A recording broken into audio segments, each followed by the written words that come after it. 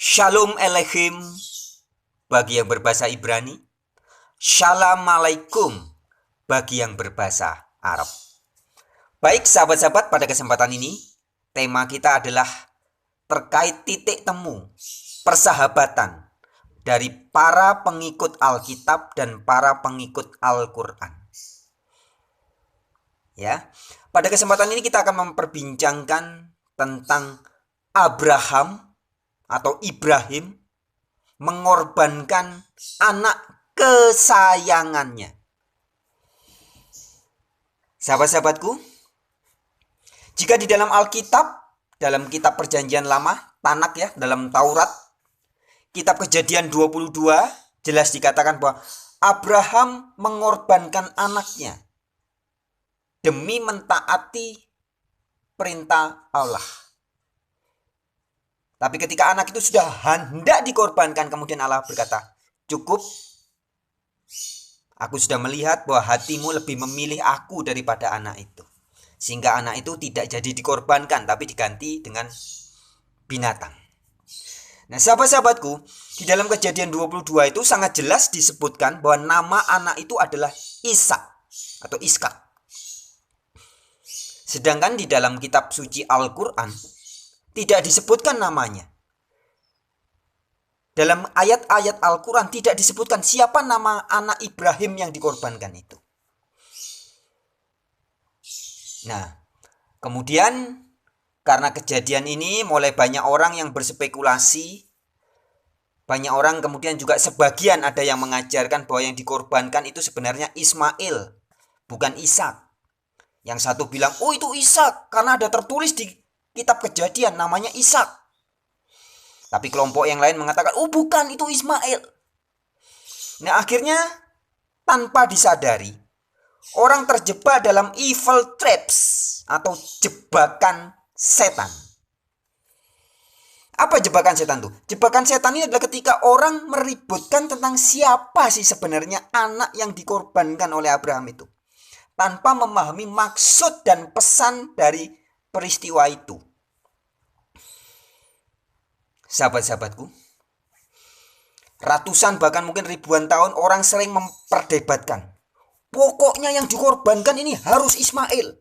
Yang satu lagi ngotot, tidak, sebab ada tertulis di dalam kitab Kejadian bahwa yang dikorbankan namanya Ishak. Akhirnya orang berantem. Tidak terjadi persahabatan, tidak terjadi titik temu. Masing-masing sama-sama ngotot.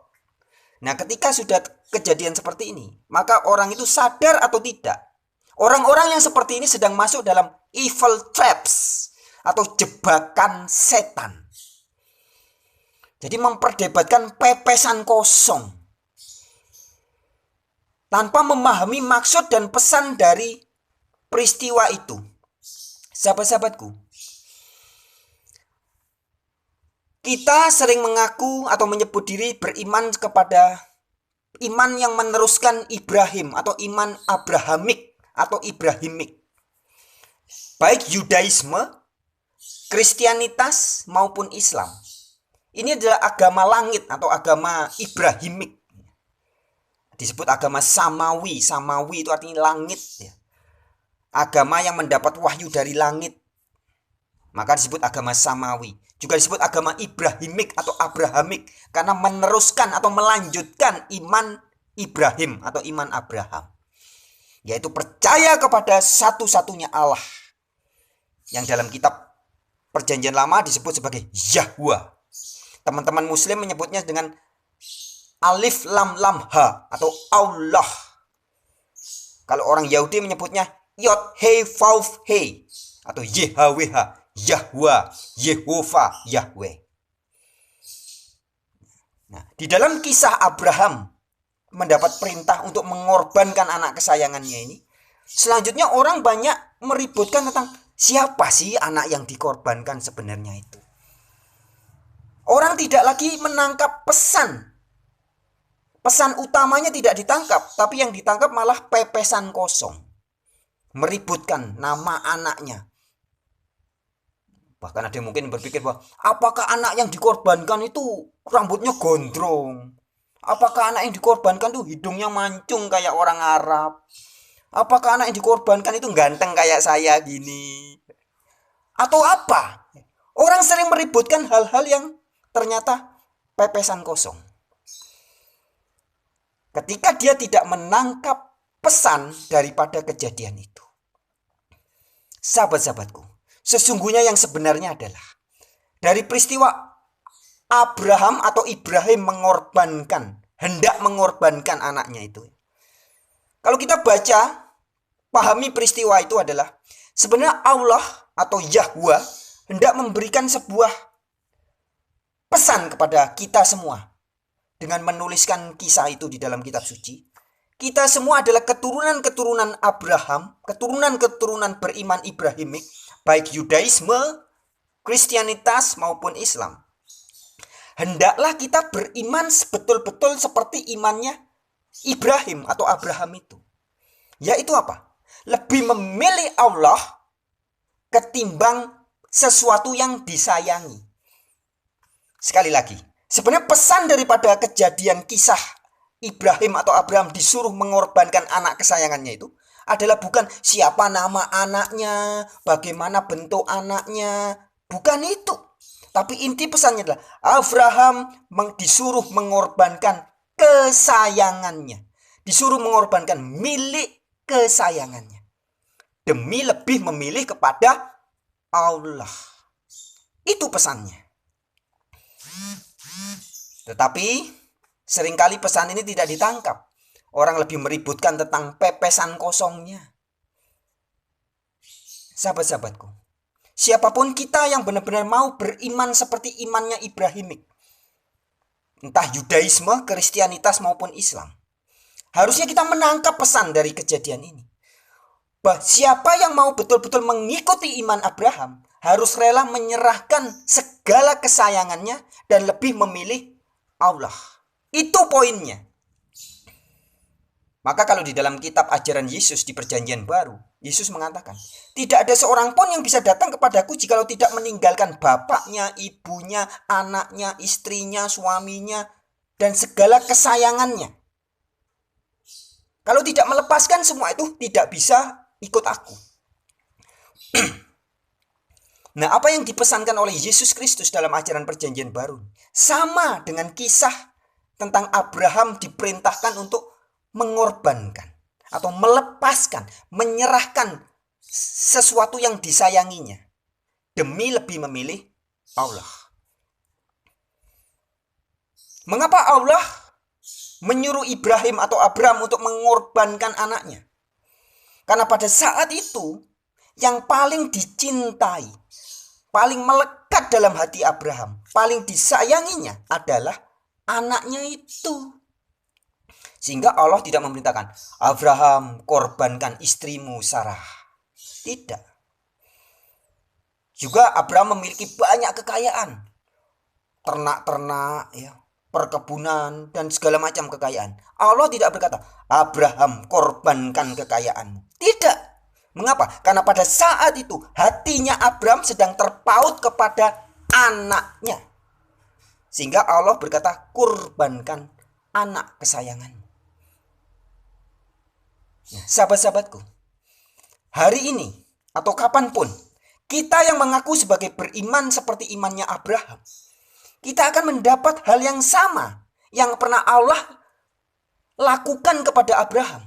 Juga Allah lakukan kepada kita, anak cucu Abraham.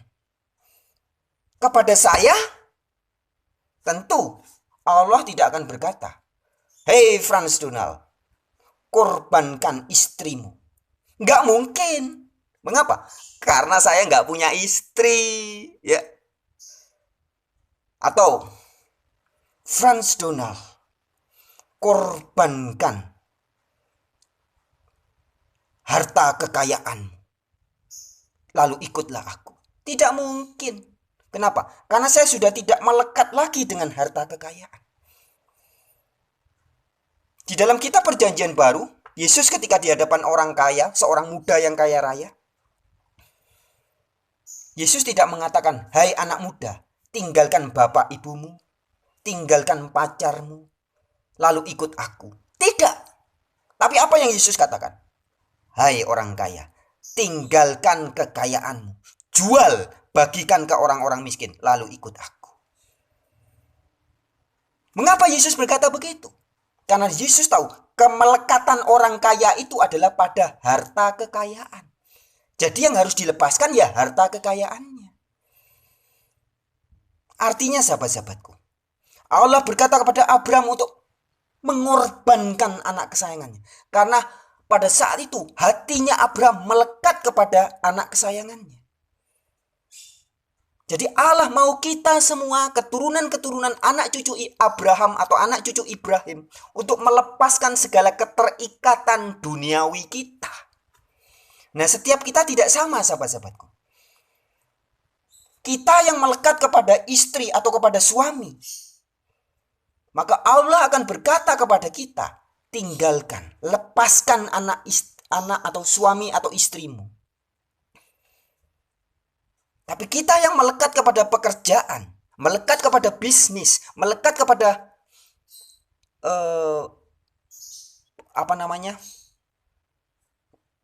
kerjaan-kerjaan sehari-hari, proyek-proyek bisnis, melekat kepada karir, maka Allah tidak akan berkata, hai, tinggalkan istrimu. Enggak mungkin. Karena setiap hari orang yang sudah melekat kepada karir, melekat kepada bisnis, dia sudah biasa meninggalkan anak istrinya, lebih ngurusi karirnya. Sehingga kalau dibilang tinggalkan anak istrimu, wah gampang, sudah biasa saya ninggalin anak istri. Atau seorang wanita karir, hai, tinggalkan suami dan anakmu. Gampang. Sudah biasa saya setiap hari meninggalkan suami dan anak demi karir saya. Sekarang suruh meninggalkan anak istri lagi, meninggalkan anak dan suami. Gampang.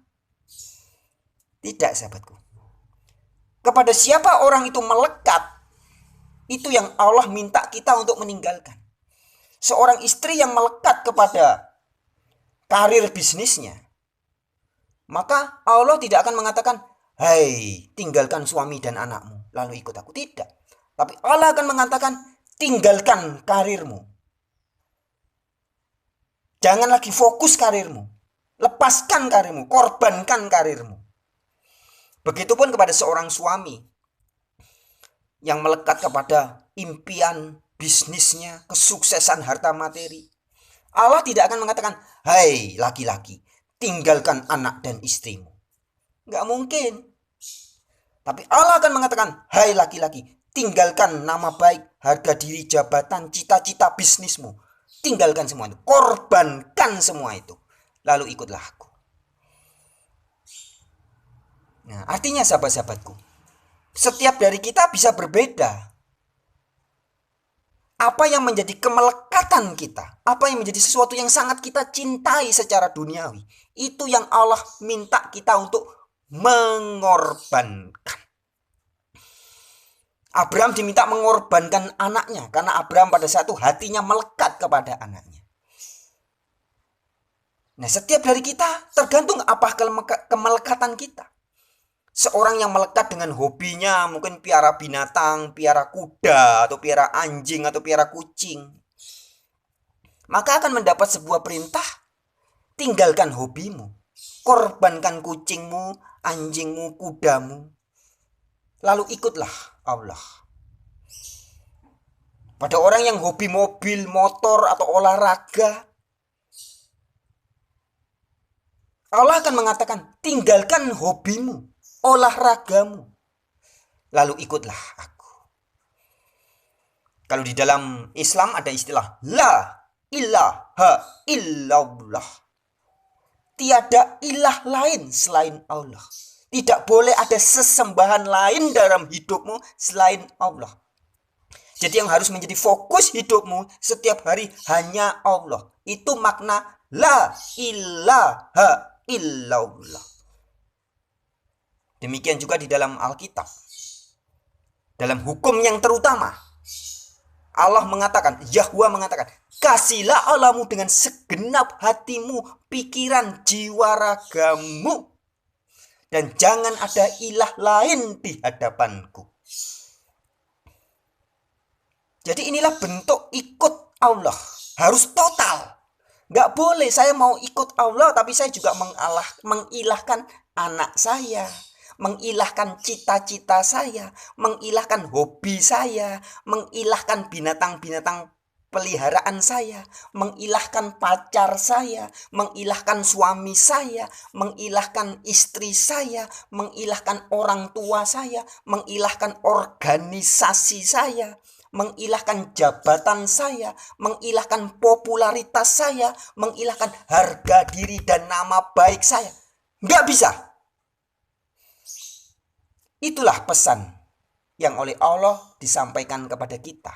Siapapun kita yang mengaku umat Ibrahimik atau Abrahamik, Abraham faith ya, orang-orang yang beriman meneruskan imannya Abraham, harus rela melepaskan segala sesuatu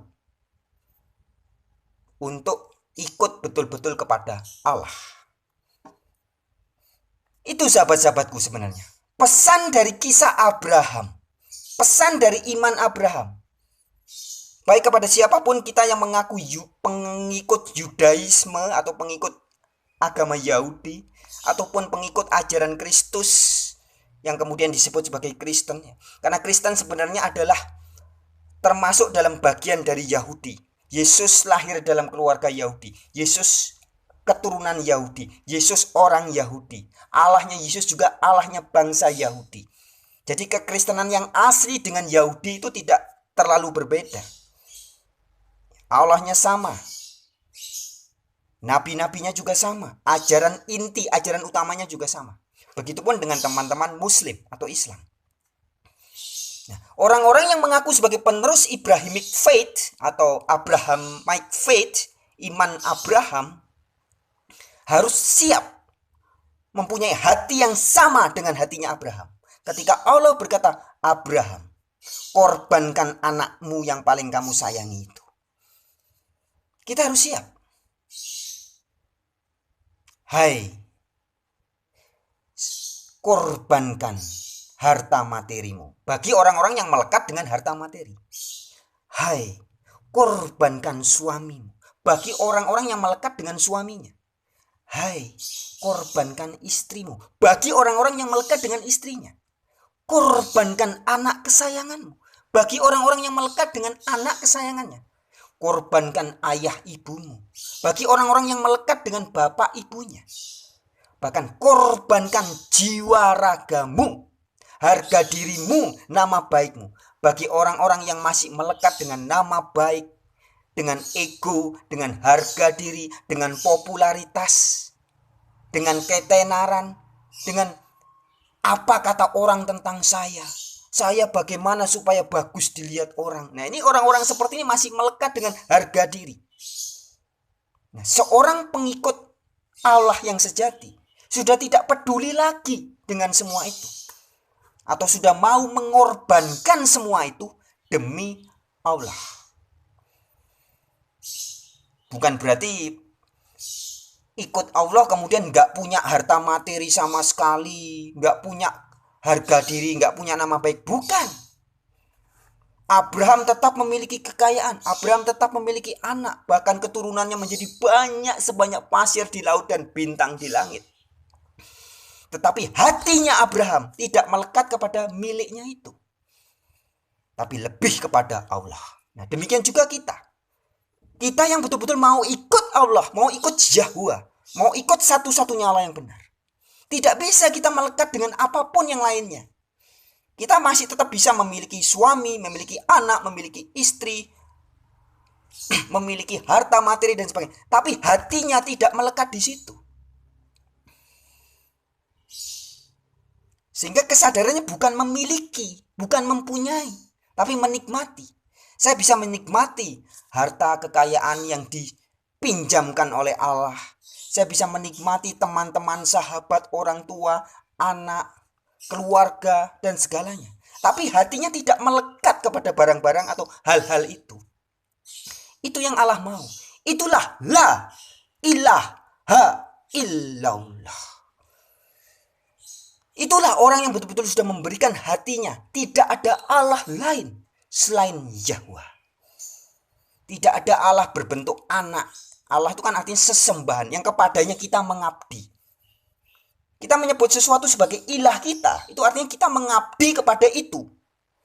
Jadi kalau saya setiap hari mengabdi kepada uang, meskipun saya mengatakan Yahwa adalah Allah saya, tapi faktanya setiap hari saya mengabdi kepada uang, maka sesungguhnya ilah saya adalah uang. Jika setiap hari saya mengabdi kepada anak saya, atau kepada seorang suami atau istri saya, atau kepada perusahaan saya atau organisasi saya, maka sesungguhnya ilah saya adalah itu semua. Uang, hobi, cita-cita, harga diri, organisasi, suami, istri, dan sebagainya itu. Nah, sahabat-sahabatku, jadi ini yang hendak Allah sampaikan dengan kisah Abraham. Jadi sahabat-sahabatku, baik yang Yudaisme, Islam maupun Kristen, sebaiknya sudah tidak usah terlalu ribut pepesan kosong tentang siapa nama anak yang dikorbankan. Apakah rambutnya gondrong atau anak itu ganteng atau enggak, itu sudah bukan masalah. Tapi pesan yang hendak disampaikan adalah Allah minta hati kita sepenuhnya, sehingga kita mau mengorbankan. Ya, jadi kalau diilustrasikan begini, Allah minta Abraham mengorbankan anak kesayangannya. Nah, hari ini Allah minta kita mengorbankan apa kesayangan kita. Anaknya Abraham yang ada dalam diri kita itu bisa berbentuk uang, harga diri, nama baik, popularitas, diri sendiri, ataupun berbentuk pacar, suami, istri, apapun bentuknya yang menjadi kesayangan kita. Itulah yang harus dikorbankan. Kenapa? Karena tidak bisa kita memiliki dua tuan. Tidak bisa Anda mengatakan saya betul-betul mengasihi Allah, tapi dalam waktu yang bersamaan Anda juga mengutamakan hobi, cita-cita, harga diri, nama baik, popularitas, anak, istri, suami, dan sebagainya. Nggak bisa. Karena Allah harus betul-betul menjadi yang utama. Sehingga setelah Allah menjadi yang utama, maka segalanya akan ditambahkan. Cara kita mengasihi yang lain akan menjadi sempurna. Kita bisa menempatkan uang betul-betul di tempatnya. Misalkan uang itu naruhnya ya di bank ya. Uang taruh di bank, kalau tidak bisa di bank, uangnya cuma sedikit, ya taruh di dompet. Uang itu tempatnya di dompet. Jangan taruh di pikiran, apalagi sampai di hati. Jadi masalah. Misalkan dikasih orang mobil atau dikasih hiasan permata, ya, taruhlah di tempatnya. Jangan taruh di pikiran, apalagi taruh di hati. Jadi penyakit nanti. Ya, jadi seperti itu sahabat-sahabatku. Kisah Abraham mengajarkan kepada kita supaya kita yang mengaku beriman Abrahamic faith atau Ibrahimic faith, beriman Abraham atau beriman Ibrahimic, kita punya hati seperti hatinya Abraham. Baik sahabat-sahabat, sekian dulu, sampai jumpa di dalam video-video yang terkemudian. Shalom, shalom.